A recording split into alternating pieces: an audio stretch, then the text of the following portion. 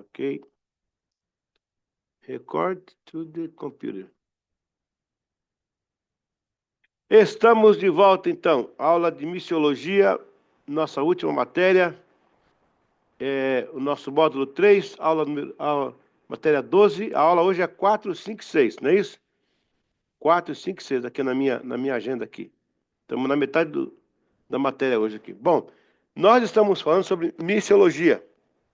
E como que a Bíblia trata a missiologia, como que o Evangelho trata a missiologia. A gente está vendo também a evolução dela nos dias de hoje. Nós vamos terminar com missões urbanas. Hoje eu vou mostrar um site aí que tem muito a ver com missões, né? Que é o que estamos falando aqui agora.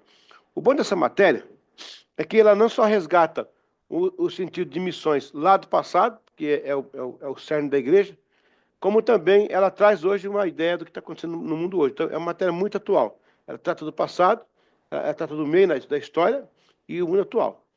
Por acaso, hoje, a gente vai ver aqui na apostila as missões do Novo Testamento já, tá vendo? Deixa eu pôr aqui para cima. Deixa eu ampliar aqui a tela. Cadê a tela? Cadê? Onde é que amplia aqui? Espera um pouquinho. Acho que é aqui, ó. Mas estou conseguindo... Tá aparecendo para vocês aí? Tá, Cris? Ah, Cris. Então, isso aqui você falou que tá, então tá. Bora. Aleluia.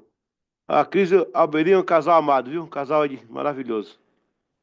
Assim como a Mari também, o Valdir, são meus amigos. Então, as missões no Novo Testamento, pessoal, é muito importante entender, porque aqui está toda a ideia da igreja, no sentido missionário. Lembrando que nós vamos ter, depois do apóstolo Paulo, como um grande protagonista, né, das missões aí. Deixa eu perguntar outra coisa. Cris, está me ouvindo bem aí? A voz está chegando bem aí? A minha voz está chegando bem? Tá, né? Tá bom. A missão de João Batista. João recebeu uma das maiores e mais nobres missões, se não a maior, né? Que foi de preparar o caminho. Gente, que coisa, né? Preparar o caminho para o Senhor Jesus. Que missão? O texto diz: João respondeu dizendo: Eu batizo com água, mas no meio de vós já está quem vos que vós não conheceis. Ele é aquele que vem depois de mim, cujas correias das sandálias não sou digno de desatar. Desamarrar. João 1, 26, 27. João também possuiu a missão de transição entre a antiga e a nova aliança, porque todos os profetas e a lei profetizaram até João. Mateus 11, 13. Gente, interessante algumas características aí. João, ele fala de Jesus aqui, ó, nesse texto. Ele está colocando Jesus numa posição muito alta, né? Porque ele fala que não consegue carregar as correias das sandálias. Eu quero lembrar vocês que no período romano existia uma bota de couro vermelha. Era quase um bordô assim, ó, quase um bordô. Uma bota de couro vermelha. Aquela bota, Alberi, ela era tão cara que dá para comprar um cavalo às vezes. Tão cara que era a bota dos soldados romanos, dos capitães, né, dos centúrias, né? E Jesus usava uma sandália. Olha que interessante. Ele podia usar uma bota de couro também, né, de couro vermelho, mas ele preferiu usar as sandálias. Então, João Batista destaca. Olha, o texto bíblico tem essas minúcias, né? O João destaca a sandália. É interessante. Lembra que quando Deus encontrou com Moisés, o que Deus falou para Moisés? Tire a sandália dos seus pés. E aí Deus se revelou para ele, porque a sandália na cultura egípcia, na cultura hebreia, significava o passado. Então, se Moisés não desprendesse do faraó, do passado, do Egito, Deus não podia se revelar. Então, Moisés tira a sandália e Deus se revela. Jesus vem com a sandália. Porque Jesus, ele é o profeta que Moisés disse: nascerá entre vós um profeta. E agora Jesus veste a sandália para acabar com o passado de vez. Moisés, pega isso. Anota a placa aí, Valdir. Moisés deixa a sandália por um período. Rapaz, a Bíblia Eita, que a Bíblia é demais. Moisés deixa a sandália por um período. Jesus veste a sandália depois. Porque Moisés não tinha condições de apagar o passado. E o sangue de Cristo nos perdoa e apaga todo o passado. Então, todo o poder que havia no passado acaba em Jesus. Termina em Jesus. Ele reveste a sandália de volta. Ah, paz, que coisa linda isso aí. Aleluia. Isso é só comecinho aí da bênção. João também possuía a missão de transição. Claro, ele foi considerado profeta, né? Do Antigo, do Novo. Ele está entre o Antigo e o Novo. Por que ele é a transição? Porque, veja bem, ele nasce no final do período Macabeu, ali, e Jesus está nascendo também. Quer dizer, está morrendo o período Macabeu ali com Herodes, né? E aí está nascendo Jesus. Então, o João está nessa linha. Ele está fazendo a transição do Antigo Testamento para o Novo Testamento. Só que agora não tem mais o ofício de profeta, né? O ofício acabou em João. Não tem mais. Biblicamente não tem mais. Não necessariamente que ele fosse o último profeta. A Bíblia diz que os profetas da antiga aliança vieram até João e agora com João uma nova missão. É iniciada através do Novo Testamento. Até porque, em termos de igreja, João é antes até de Jesus. E, consequentemente, antes da igreja. E, sem dúvida, era o último reflexo do espelho da aliança. Olha que frase. Olha que frase. Consequentemente, antes da igreja, e sem dúvida, ele era o último reflexo do espelho da aliança anterior. João foi, então, o missionário intermediário, a conexão missionária entre a antiga e a nova aliança. Gente, que lição bonita. Até nessa primeira parte já está muito bonito isso aí, ó, né? Vamos continuar aqui. As missões de Jesus. Jesus, eis a missão. A Bíblia resume a sua maravilhosa missão no texto: mas vindo a plenitude do Espírito, dos tempos, Deus enviou seu filho, nascido de mulher, nascido sob lei. Gálatas 4:4. Ele é o centro de toda a missão bíblica, e antes e depois dele mesmo. Um ponto aqui. Deixa eu ver se tem alguém para entrar aqui na sala, que estou achando estranho que o pessoal que é assíduo não está aqui. Não chegou ninguém, não chegou ainda eles, né? Mas eu quero perguntar para o Biri, para a Cris, para o Valdir, para a Mari, por que a Bíblia fala vindo ele na plenitude dos tempos? Quem tem ideia dessa frase? Por que a Bíblia está falando isso? Por que ela está mencionando isso? Sabe? Precisava falar isso? Vindo ele na plenitude dos tempos. Qual é a ideia?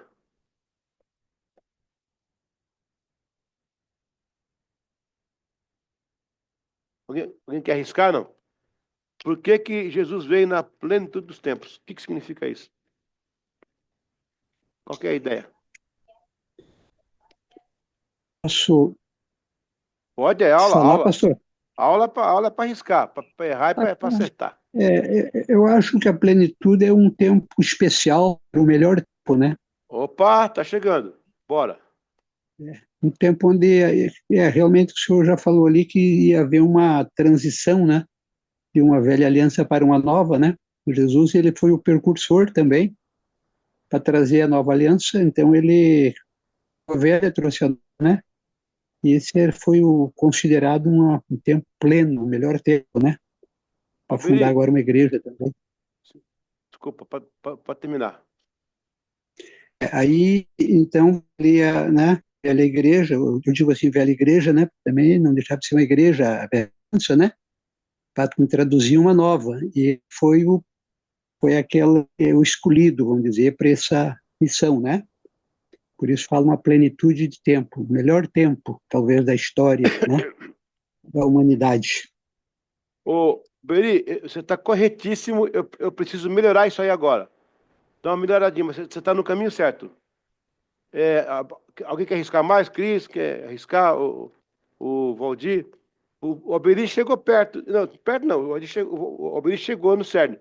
Mas tem uma coisa que fica mais clara ainda. Aliás, eu É que vou. Oi, fale.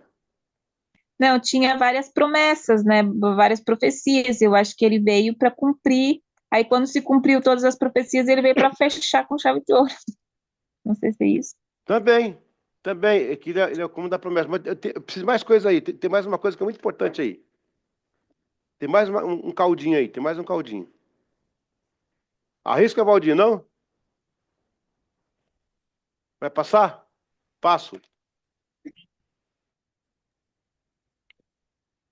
Olha lá, Valdir, fala aí. Não, né? Ele tá lá, ele tá lá. Bom, vamos melhorar isso aí. Juntando o que o Alberi falou, a Cris falou, agora vamos lá. Plenitude dos tempos.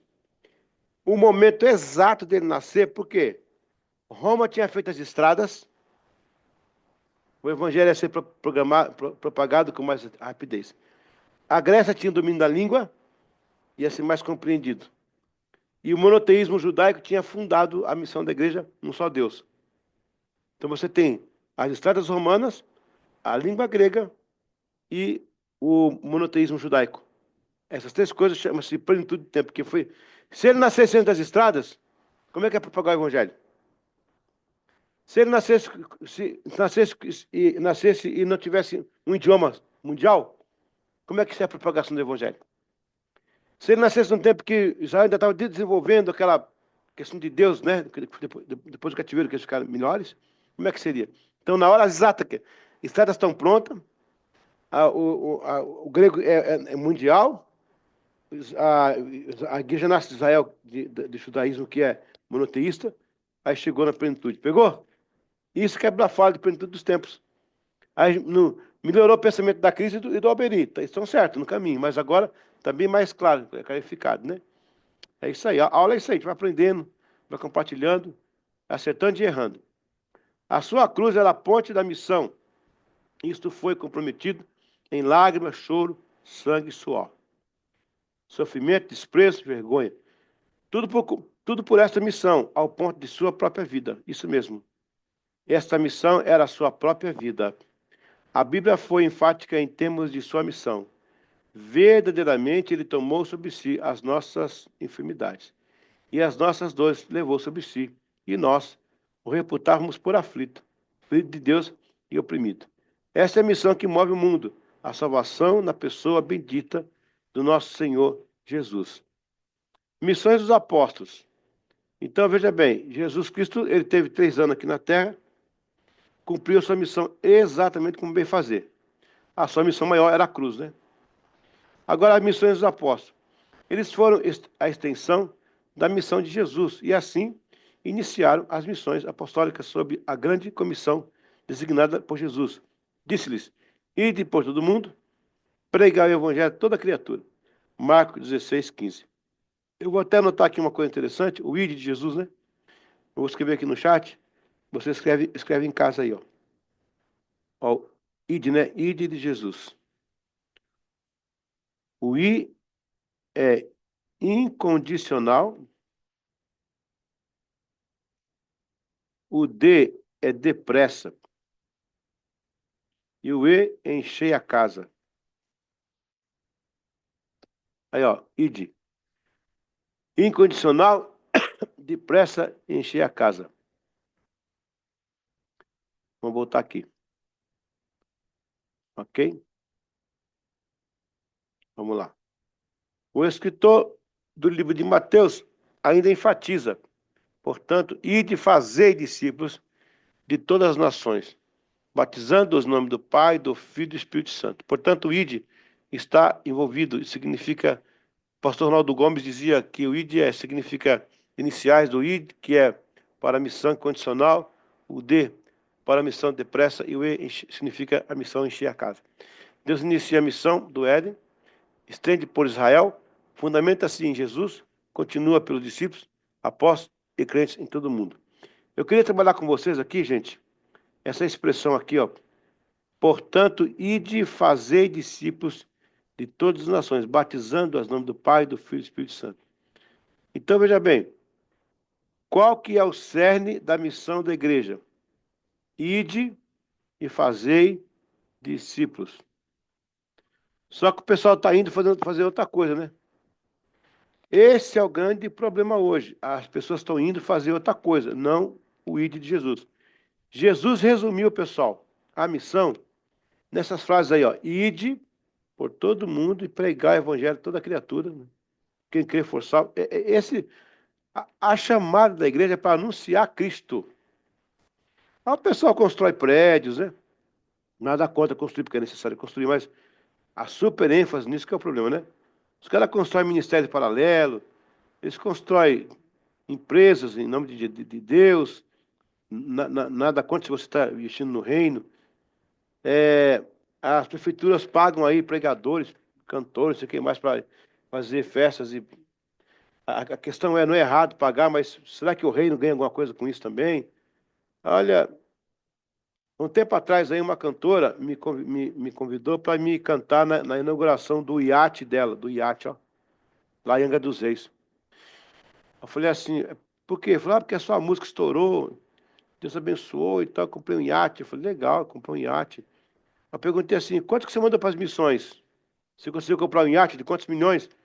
Quanto você conseguiu mandar para missões? Ah, não, missões assim, esporadicamente. Eu falei, ó, eu não vou no seu iate, não vou cantar sua inauguração, não. E se eu puder, eu não vou mais compor para você, não. Então, assim, a gente confunde a missão do reino de Deus com o reino pessoal, né? Esse que é o problema. Essa confusão que está estragando aí a mensagem do Evangelho. Quando que, na verdade, a coisa mais simples é comunicar o Evangelho. É isso. Nada mais, nada menos do que isso. É aquela frase lá, ide fazei discípulos. Ok? Vamos lá. Aí eu vim para a última parte da aula 4. As missões da igreja. Neste âmbito missionário, a igreja passa a ter um papel de agência missionária.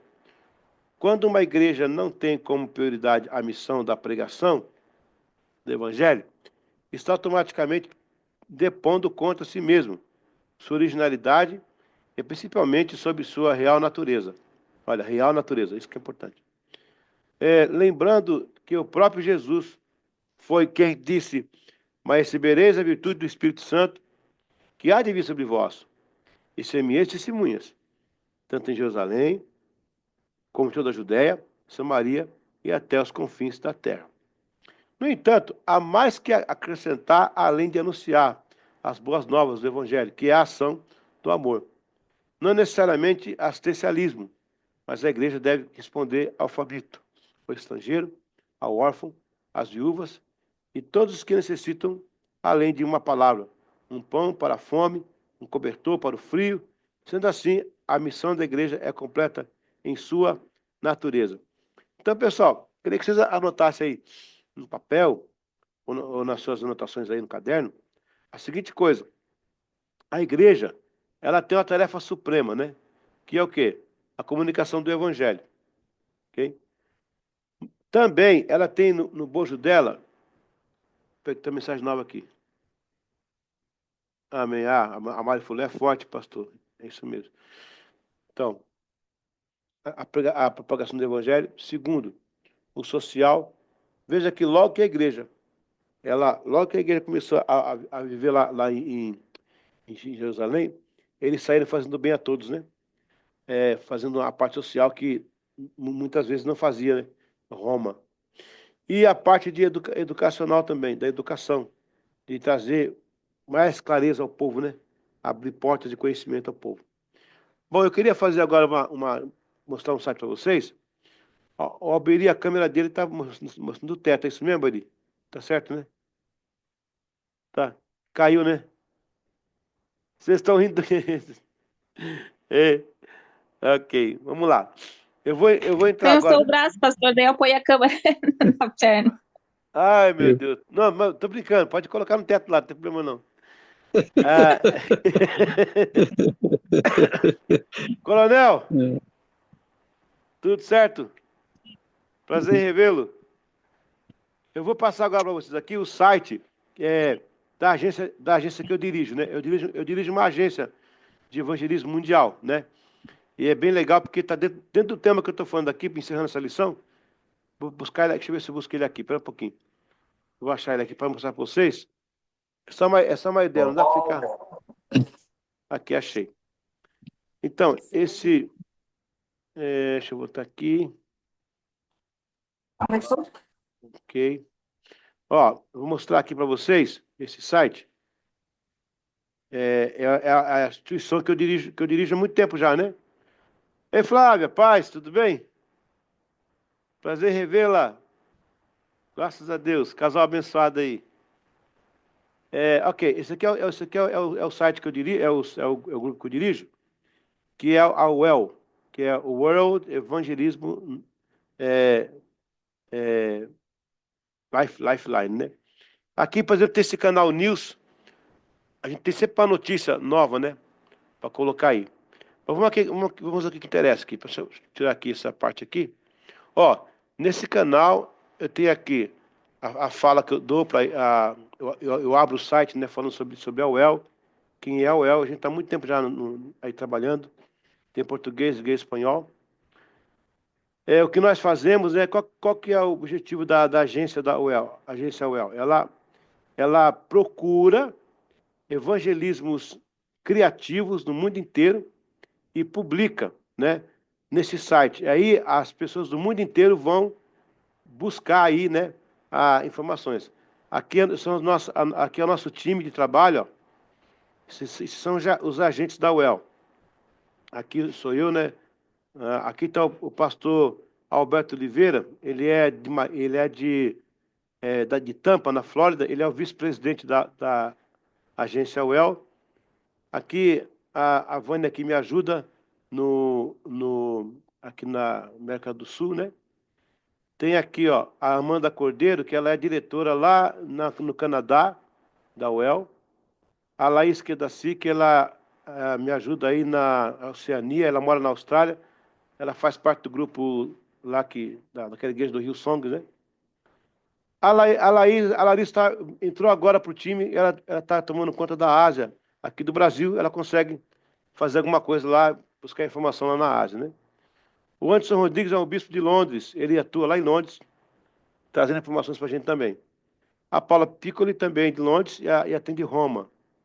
A Alda Cristina ela atende aqui o Brasil, na parte de São Paulo. O Ednilson na parte norte do Brasil. Esse aqui é um time que a gente trabalha com a UEL, né? Que é essa agência de missões. Deixa eu voltar aqui, mostrar para você aqui. Agora aqui tem as ideias, ó, né? Aqui que é o nosso lance, ó. 1001 maneiras de evangelizar. Então a gente sai no mundo inteiro buscando parceiros que estão fazendo algo, né? Essa reportagem aqui, ó. Esse pastor ele faz um trabalho chamado e-book, né? Ele trabalha com. Gente, ele faz teologia para criança. Gente, eu nunca vi isso, não. Ele tem um seminário de teologia para criança, de 4 a 11 anos. Não, eu não falei que é escola bíblica, não. Não é escola bíblica, não é igreja da criança, é teologia infantil. Eu nunca vi isso na minha vida. Fui lá buscar. Deixa eu ver se consegue falar aqui um pouquinho, deixa eu ver se consegue. Consegue ouvir aí?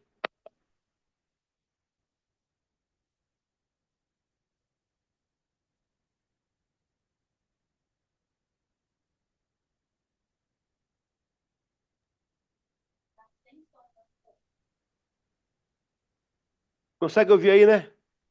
Consegue ouvir ele falando? Então, ó, aqui não falta são ideias, ó. Esse aqui é um pastor que com as balinhas, ele distribui balinha lá na igreja dele, lá no interior, para que as pessoas fiquem no culto, ele possa conversar. Esse pessoal aqui de São Paulo que vai nas casas levando uma folder, né?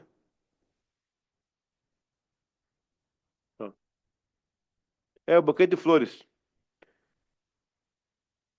Ô, Cris, você consegue ouvir o que eu estou falando aí no vídeo? Consegue ouvir? Consegue ouvir, não? Não? No vídeo, não. Ah, Só o que o pastor está falando aqui para nós. que pena. O vídeo não tem nada. Que pena. Pelo menos eu estou escutando. Tá. Esse pessoal aqui, ó, eles vão nas casas distribuindo um material, é, fazendo aí, ó, um porta a porta. Entendeu? Aqui não falta aqui a ideia. Não. Então, a UEL está por todo mundo, em todos os continentes, fazendo essas coisas aqui, ó. Aí vai, o que não falta aí, ó, são ideias. Tudo isso aí é ideia, entendeu? Deixa eu botar aqui, pera um pouquinho. Então, a gente sai, o nosso trabalho é sair pelo mundo inteiro. Depois vocês entram aí no site, vou deixar aqui no chat que vocês entrarem aqui, ó. Para vocês entrar com calma aí, peraí. É www.well.org.in. Pronto. Depois vocês entram aí. A UEL também, gente, não tem fundos financeiros, a gente não aceita ofertas, não pede ofertas, não aceita, não pede ofertas, a gente não publica conta, nada. É uma instituição sem fins lucrativos. Os nossos associados, né, que são os agentes, entre nós, o que precisa a gente faz. Porque hoje em dia, todo mundo não, uma grande maioria inventa uma associação aí para pedir dinheiro, claro, com causa digna, né? Uma causa digna, né? Ao evangelho, as missões, tudo bem. Eu também contribuo com alguns aí. Mas é muita gente pedindo dinheiro. A gente está fora desse esquema. O nosso trabalho ele é voluntário, de porte mundial, e entre nós, a gente faz as coisas acontecerem. Essa minha ida agora para Rondônia foi uma ida pela UEL, né? A UEL que financiou tudo entre nós mesmos, o grupo. Então, isso é uma agência que eu sou presidente dela, diretor-geral dela. É uma agência muito séria. A gente vai no mundo inteiro e colhe informações, tudo quanto é evangelismo criativo, publica nesse site. As igrejas do mundo inteiro vêm, entra e pega as ideias e vão aplicando em suas igrejas locais. É fora de série. É muito bom. Bom, vamos continuar aqui rapidinho, porque agora chegou o coronel, rapaz, e agora a coisa ficou feia pro meu lado. Se eu não cumprir com a obrigação, vou ficar lá né, na prisão lá na solitária.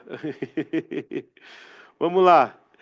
Aqui, então, a aula número 5 agora, né? Já foi a 4, agora a 5. Vamos aqui. A parte 1. Aí vem os apóstolos e as missões. Pessoal, é o seguinte, acho que está me avisando aqui que vai... Não sei o que está acontecendo aqui. Se cair, eu chamo de volta. Eu penso, porque o Zoom eu pago automático, né? Mas não sei se deu algum chute lá no cartão e não cobrou e vai. Aí, mas se cair, eu volto. Tem ainda algum. Tem 7 minutos. Se cair, eu volto. Fica tranquilo. Fica aí, ninguém sai não. Se cair, eu volto rapidinho, tá? Depois eu vejo esse negócio aí. Quem foi enviado para onde? Como ficou o processo de missões logo após a ascensão de Jesus? A priori, todos sabemos que Paulo foi enviado aos gentios.